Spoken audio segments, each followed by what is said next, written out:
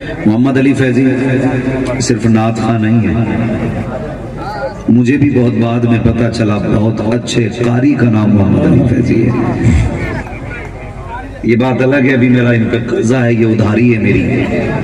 میں نے کہا تھا کسی دن تمہارے پیچھے نماز بالجار ضرور پڑھنی ہے، کیونکہ یہ وہ ذات ہے جنہوں نے کئی انعام حاصل کیے ہیں قرآن کے مقابلے میں۔ تو میری خواہش تو یہ ہے، آج ہمارے بچے ہمیں نعت پڑھتا دیکھتے ہیں، تقریر کرتا دیکھتے ہیں نا، تو بس تمنا ہوتی ہے میں کچھ پڑھوں نہ پڑھوں نعت پڑھنی آ جائے، کچھ بنوں نہ بنوں تقریر کرنی آ جائے۔ میں چاہتا ہوں اسی طرح کوئی قرآن پڑھے اور اس پہ پیسے لٹائے جائیں تاکہ ہماری نسل یہ کہے میں کچھ پڑھوں نہ پڑھوں قرآن پڑھنے والا بنوں۔ یہ ہماری درسگاہوں سے بہت بڑا فقدان ہے کہ ہمارے بہت سے پڑھے لکھے لوگوں کو بھی قرآن درست طریقے سے پڑھنا نہیں آتا، اور علم تجوید سے اتنے دور لوگ ہوتے جا رہے ہیں کہ اس کے قریب تک سے بندہ گزرنا چاہیے نہیں رہا ہے۔ بھائی ایک بات ذہن میں رکھیں، ما یجوز بہ الصلاۃ، قرآن پڑھنا ہر بندے پہ فرض ہے، جی بے شک، یعنی اتنا اور اس طرح سے قرآن پڑھنا ہر بندے پہ فرض ہے جتنا نماز پڑھنے میں ضروری ہوتا ہے۔ اس لیے آپ عادت بنائیں قرآن پڑھنے کی، اپنے بچوں کو قرآن سکھائیں۔ بہت بڑا احسان کرتے ہیں ماں باپ، اپنے بچوں کو تعلیم دیتے ہیں، بہت بڑا احسان ہے۔ آج چونکہ عظمت والدین کانفرنس بھی ہے، میں چند باتیں آپ سے کر کے بات ختم کروں گا۔ ہم کتنی بھی ترقی کر جائیں، شہرتوں کے کسی بھی آسمان پہ پہنچ جائیں، اگر ماں باپ نہ ہوں تو ساری خوشیاں ادھوری ہوتی ہیں۔ بے شک، ماں باپ نہ ہوں تو سارے خواب ادھورے ہوتے ہیں۔ نوجوانوں، کائنات میں سب سے کامل ترین شخصیت کا نام محمد الرسول اللہ ہے، یعنی جس ذات کو رب نے ہر طرح سے کامل بنایا ہے اسی ذات کو مصطفیٰ جان رحمت کہا جاتا ہے۔ مگر آپ غور کیجئے گا اور کبھی تنہائی میں وقت ملا کرے تو اپنی مسجد کے امام کے پاس آیا کرو اور اس سے اتنا کہا کرو حضور کی زندگی کا کوئی ورق پلٹ کے دکھا، بتا میرے نبی کا سونا کیسا تھا، بتا میرے نبی کتنا جاگتے تھے۔ کبھی کہہ دیا کرو۔ آج ہم سے آ کے ممبر پہ لوگ کہتے ہیں، محمد علی بھائی فیضی سے بھی اکثر کہتے ہوں گے ماں کی شان میں شعر پڑھ دینا، ہم سے بھی لوگ کہتے ہیں ذرا ماں کی عظمت بیان کر دینا۔ کیوں کا جب سے ماں کا انتقال ہوا ہے نا بڑی یاد آ رہی ہے۔ میں کہتا ہوں یار مرنے کے بعد تو سارے پوچھا کرتے ہیں، کاش کبھی جیتے جی ماں کو پوچھ لیا ہوتا، اپنی زندگی میں کبھی باپ کو سمجھ لیا ہوتا۔ ہم کتنی آسانی سے اپنے ماں باپ کو ٹوک دیتے ہیں۔ ان لوگوں کی بات نہیں کرتا جن کے پاس کثرت سے پیسہ ہے، میں ان لوگوں کی بھی اگر بات کروں کہ جن کے پاس پیسہ بہت مشکل سے آتا ہے تو ان سے بھی میری گزارش ہے کبھی اپنے ماں باپ سے لہجہ بگاڑ کے بات نہ کرنا۔ یہ علماء بیٹھے ہوئے ہیں، یہ وہ جماعت ہے اگر ان میں ایک بندہ دعا کر دے باقی آمین کے لیے ہاتھ اٹھا دے، میرا ایمان کہتا ہے یہ اتنی بابرکت شخصیتیں ہیں، ہاتھ نیچے بعد میں آئیں گی، مقبولیت کی ضمانتیں پہلے دے دی جائیں گے۔ لیکن یہ سب کچھ اپنی جگہ، ساری ڈگریاں اپنی جگہ، لیکن ماں کا لال ہونا اپنی جگہ ہے، ماں کا لال ہونا اپنی جگہ ہے۔ یاد رکھیے گا کئی سارے رشتے ایسے ہیں جو آسانی سے میسر ہو جاتے ہیں، آسانی سے میسر ہو جاتے ہیں، لیکن ماں باپ آسانی سے میسر نہیں ہوتے۔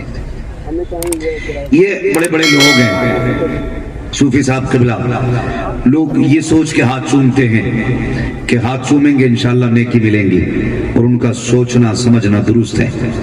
یہ سوچ کے علماء کے ہاتھ چومنا بے شک یہ نیکیوں کا ایک ذریعہ ہے، لیکن کبھی پوچھو نا صوفی صاحب سے بھی، اللہ نے آپ کو اتنا سب کچھ دیا، ان علماء سے پوچھو، ان علم والوں سے پوچھو، بڑی بڑی ڈگریاں تمہارے پاس ہیں، بتاؤ کیا تمہیں آج بھی کبھی ماں کی کمی محسوس ہوتی ہے؟ بتاؤ نا، تمہارے پاس سب کچھ ہے، یہ ہاتھ چومنے والی جماعت، یہ نعرے لگانے والی قوم، یہ اشتہار میں بڑے نام دینے والے لوگ، یہ بڑے بڑے انعامات دینے والے لوگ، اور یہ بڑے بڑے نذرانے دینے والی کمیٹیاں، یہ سب کچھ ہیں، مگر خدا کی قسم بندے کو جتنی یاد اپنی ماں کی آیا کرتی ہے نا، کسی ڈگری، کسی نعرے، کسی عہدے کی نہیں آیا کرتی۔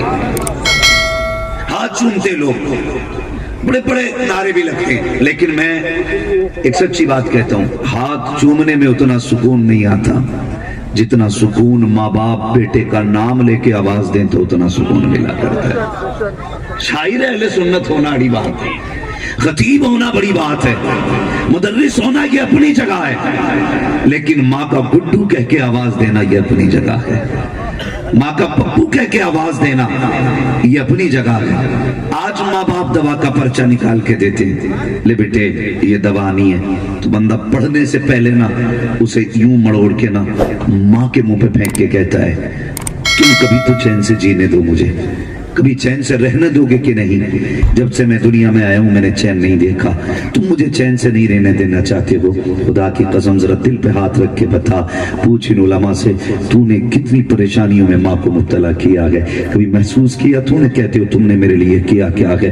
پوچھنا اپنے ماں باپ سے، جب تم ماں کے شکم میں آئے تھے ماں نے اپنی مرضی کا کھانا پینا چھوڑ دیا تھا، 3 مہینے کا عرصہ گزرا تھا تو ماں کے جسم کے اندر جو طاقت تھی وہ بھی ختم ہونے لگی تھی، کبھی پلٹی کبھی قے کے ذریعے، کبھی آپ کی ماں کی طاقت تمہارے جسم کے اندر صلاحیت کر گئی، ماں کمزور ہونے لگی، تم پوچھنا چاہتے ہو ماں نے تمہارے لیے کیا کیا ہے؟ خدا کی قسم پوچھ ان علماء سے، جب تم ماں کے شکم میں آئے ماں کا جی چاہتا تھا وہ کوفتے بریانی کھائے، لیکن ڈاکٹر نے کہا اگر اس طرح کی غذا کھاؤ گے تو تمہارے شکم میں جو بچہ ہے اس کو یہ نقصان دے گا، ماں نے اپنی مرضی کا کھانا چھوڑ دیا، تم ماں کے شکم کے اندر تھے، 3 مہینے کے عرصے سے آگے بڑھے ہو، جیسی ماں کے شکم میں تم نے 3 مہینے کی مدت گزاری ہے، ماں نے اپنی مرضی سے لیٹنا چھوڑ دیا ہے، وہ اپنی مرضی سے کروٹ نہیں بدل سکتی تھی، اسے تو لیٹنا بھی اس کروٹ پر ہے جس پہ تمہیں سکون ملنا ہے، تم کہتے ہو ماں نے میرے لیے کیا کیا ہے؟ وہ مجھے ذرا دل پہ ہاتھ رکھ کے بتا تو سکی، اگر تو بازار جایا کرتا ہے 5 کلو کا تھیلا ہاتھ میں لاتا ہے،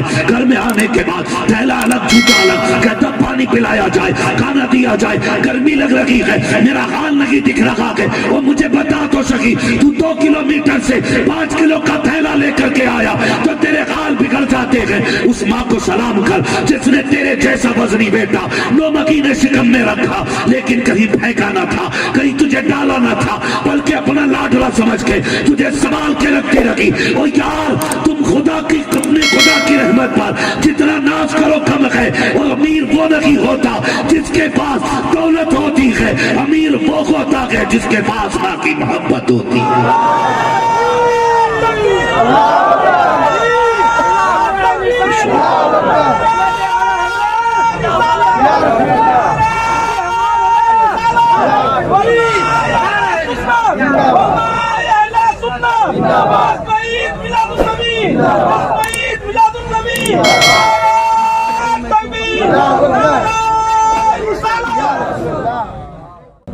بھائی دل دکھتا ہے میری تقریر تبے یار کو بے چین کرتی ہے، سبب کیا ہے وہی کہتا ہوں جو دل پر گزرتی ہے۔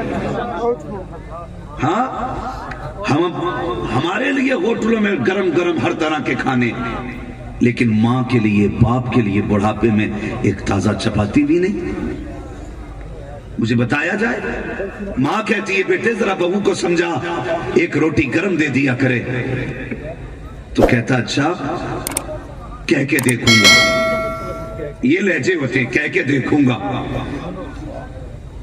بھائی ماں نے تجھ سے کچھ مانگا ہے، ماں نے تم ایک چپاتی کے لیے کہتے ہو کہہ کے دیکھوں گا، اور جب جا کے کہتا تو ڈرتے ڈرتے کہتا سنو جی سنو جی۔